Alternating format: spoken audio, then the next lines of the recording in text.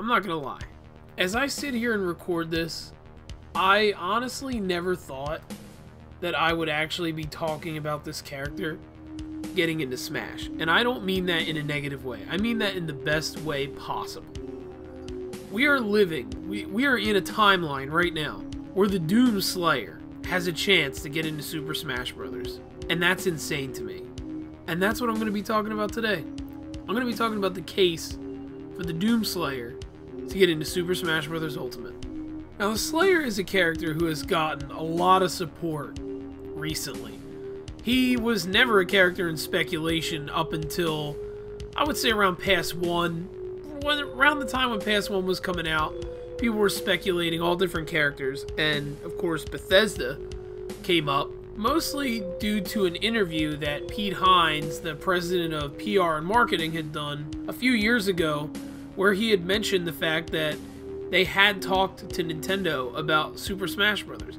It was just an interview talking about the new budding relationship between Bethesda and Nintendo, and the interviewer asked if Bethesda had talked to Nintendo about Smash, to which Pete Hines said, "Oh yeah," and that was it. It was just a simple little answer, a little light, quick reply, and that one thing is what sparked a lot of the speculation about who we could see from Bethesda get into Smash. And of course, Bethesda owns id Software, so they own Doom. And of course, listing out characters, you did have quite a few characters. You had Vault Boy, Dovahkiin, and of course, I would say Doom Slayer are probably your top 3 Bethesda characters that a lot of people would imagine could show up in Smash. But Doom Guy, or Doom Slayer, had slowly moved up to be really the #1. Not only because did he make the most sense generally, but also I feel like a lot of people like him more than most of the other characters.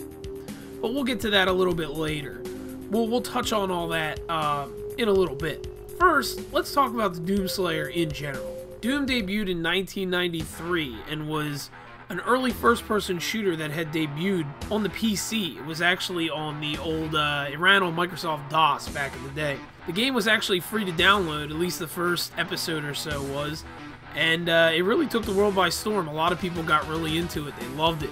And while Doom wasn't the first-person shooter, it was one of the earliest first-person shooters, and really was the big stepping stone for the genre to really push it forward and turn it into such a juggernaut that it is today. First-person shooters are one of the biggest genres in video games, and Doom was pretty much the granddaddy of the first-person shooter. It was one of the earliest and one of the best.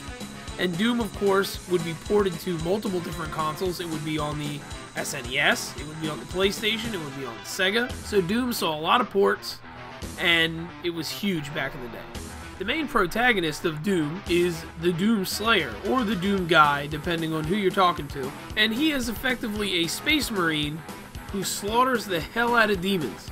Literally. This guy is so legendary amongst demons that they've given him names such as the Beast, the Unchained Predator, the Hellwalker, and all kinds of metal as fuck names that just make him sound more and more badass every time you hear them. This guy is ridiculous. Over the top ridiculous. You think Master Chief is strong? He ain't got nothing on Doom Guy. Doom Guy is absolutely bonkers. Some people may describe playing Doom as you are stuck in this place being invaded by demons and have to kill your way out. But really, it's the demons are stuck in this place with you, and they're trying to get out. Okay, that's how badass the Doom Slayer is. There is more to his backstory. Granted, a lot of it was added with Doom Eternal, but I'm actually still moving through that game. I haven't beaten it myself yet. I'm in the process of doing that, and I don't want to ruin it for myself by looking anything up, and I also don't want to ruin anything for anybody else who hasn't played the game. I implore you, play Doom Eternal. It's on the Game Pass right now. If you have Game Pass, there's no excuse. Play it. It's an amazing game. It's one of the best first-person shooters I've ever played. But yes, Doom Slayer, he's a space marine, he kills demons, it's that simple. He's badass. So it's absolutely no surprise that there's tons of people who would love to see this guy get in.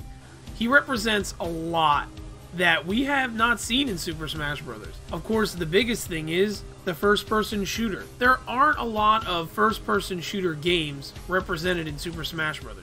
I guess you could get technical and say that the Vault Boy kind of represents first-person shooters because Fallout is, for the most part, first-person.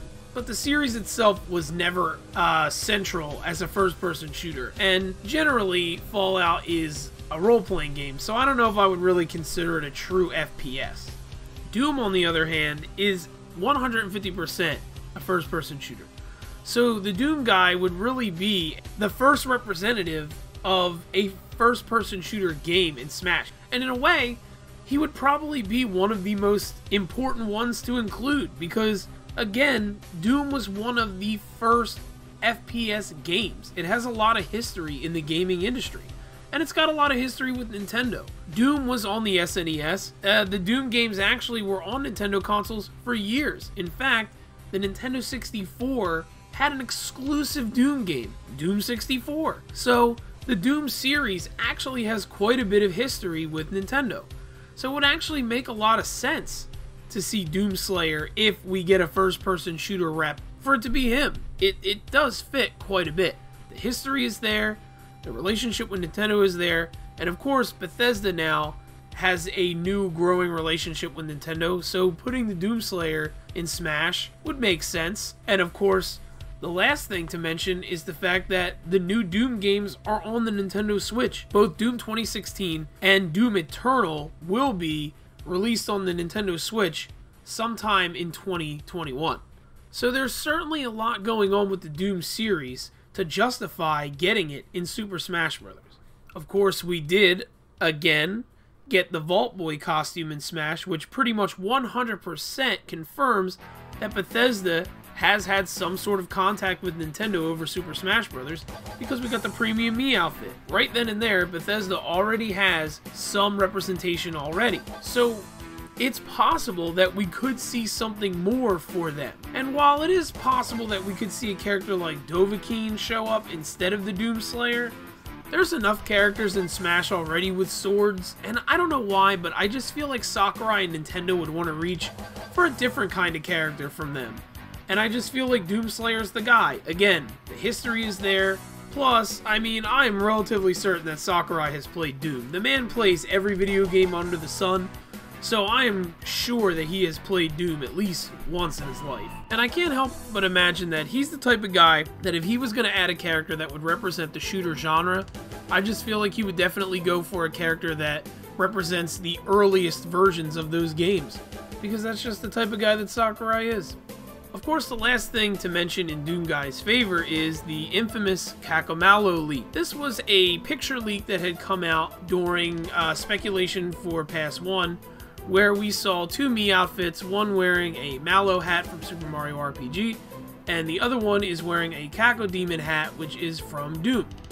Now, it's been heavily speculated whether or not this is real.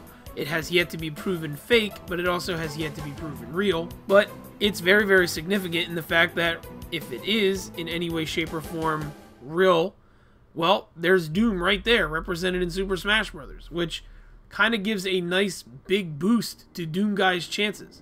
But again, we don't know if that's real or not, so it's hard to say. And it did pop up after the fact that people were already speculating for Doom Guy, so it's possible someone could have made it in an attempt to, you know, fool people into thinking that we could get him, and of course Geno is lumped in there as well. But, you know, I can't not mention that leak. It's pretty popular, and it's definitely one of the biggest things that the Doomslayer has going for him right now. But what does the Doomslayer have going against him? Is there anything that could possibly keep him out of Super Smash Bros.? And this one is a little bit of a, I don't know, controversial subject, I guess you could say, because there are a lot of characters in Smash now that come from mature games. Joker, for example, is from a mature game series, as is Snake and Bayonetta. All of these characters come from games that are rated mature or whatever, and they're violent, and they have blood and killing and whatever. So it's kind of strange for people to say that Doom Guy can't get in because his games are too violent or too gory or anything like that. Because, again, those characters are in, and the gore and violence that they have in their games, though I guess not so much gore in their games, more just so violence, didn't keep them from getting in, so why should it bar Doomguy from getting in? Now, I will admit that the gore in Doom and the violence in those other games are kind of two different things. Doom is very over the top. The violence is extremely, violent? I don't know how else to describe it. It's very graphic. I mean, you're blowing up heads and punching things to pieces and just, it's crazy, the shit that goes on in that game. So I could see Nintendo being a little bit touchy about putting a game like that into Super Smash Bros. I could see it happening. I'm not saying that it's a good reason to keep Doom out. I'm just saying that I could potentially see the reason as to why Nintendo may not include Doomguy. There is that slight argument of the violence there and how graphic it is and the occult imagery and all that kind of stuff. I could possibly see Nintendo not wanting to put that into Smash. But again, considering the fact that we have mature franchises that are already in the game, I kind of have a hard time believing that they would snub the Doomslayer over anything like violence. Of course, there's also the issue of he is a Western representative, and we've heard it time and time again about how Western characters have a harder time getting into Smash than other characters, but you know what? I don't think that's that much of a detriment either. Now we just got Steve, and in the first pass we got Banjo. So there's definitely more Western characters getting into Super Smash Bros. I don't see this being an issue for the Doomslayer either, and considering the fact that the first-person shooter genre is heavily a Western genre of games, no matter what, if we do get a character that represents that particular genre, they're going to be a Western character anyway. So I think that argument's kind of out there too. Against Doomguy, it is what it is. The last argument that I could see going against Doomguy, and this one's pretty fresh, is the fact that Bethesda is now owned by Microsoft, and we have 2 Microsoft characters in the DLC already. So if we get Doomslayer, we're going to have 3 Microsoft characters. So I'm sure there are some people out there who would like to think that there's no way we're going to get more than 2 Microsoft characters because that's too many, and that's going to hurt Doomguy's chances. Well, the thing that goes against that argument is the fact that, no doubt in my mind, that Bethesda was not owned by Microsoft at the time of negotiating for the Doomslayer. Especially when you look at the time frame for Steve, where they were saying that Minecraft was planned for Smash for 5 years now. Which really brings up a whole lot of other questions for the passes and the DLC in general, but that's a subject that I would probably like to touch on in another video. We don't know how long these timelines are for these characters' rights or licenses to be acquired by Nintendo or planned to be acquired by Nintendo. So we don't really know when these characters were negotiated for or talked about, so there could be any length of time. And it's possible that Microsoft and Bethesda didn't even announce anything about the buy or anything like that, and Nintendo may not even have known. It's possible that whatever was done between them and Bethesda without Microsoft even being involved, but now Microsoft obviously owns them.